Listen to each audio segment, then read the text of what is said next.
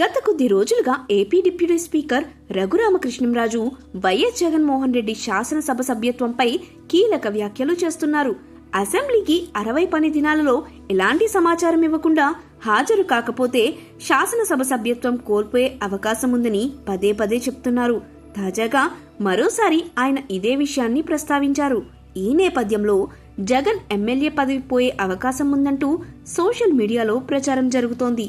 ఆయనతో పాటు ఆయన పార్టీ ఎమ్మెల్యేల సభ్యత్వాలు రిస్క్లో ఉన్నాయనే చర్చ నడుస్తుంది.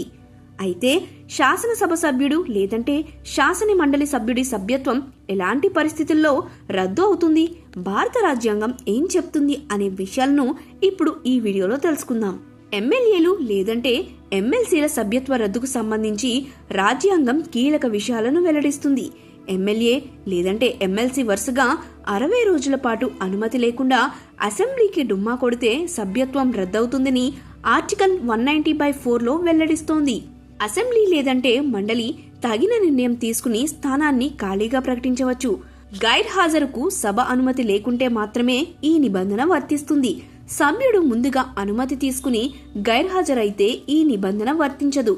రాజ్యాంగాన్ని అమలు చేస్తూ చట్ట ప్రకారం నడుచుకోవాల్సిన బాధ్యత స్పీకర్, డిప్యూటీ స్పీకర్ పైన ఉంటుంది.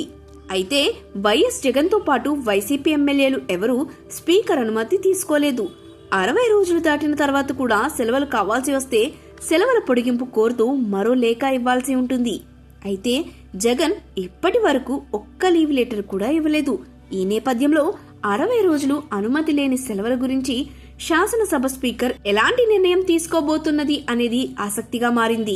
ఒకవేళ వైసీపీకి చెందిన 11 మంది సభ్యత్వం రద్దు అయితే ఉప ఎన్నికలకు వెళ్లే పరిస్థితి పైన ఏపీలో చర్చ జరుగుతున్నది.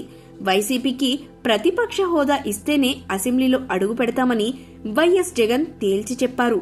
ఏపీ అసెంబ్లీలో 10% అంటే కనీసం 18 మంది ఎమ్మెల్యేలు ఉంటేనే ప్రతిపక్ష హోదా దక్కుతుందని ఇప్పటికే శాసనసభ స్పీకర్, డిప్యూటీ స్పీకర్ తేల్చి చెప్పారు.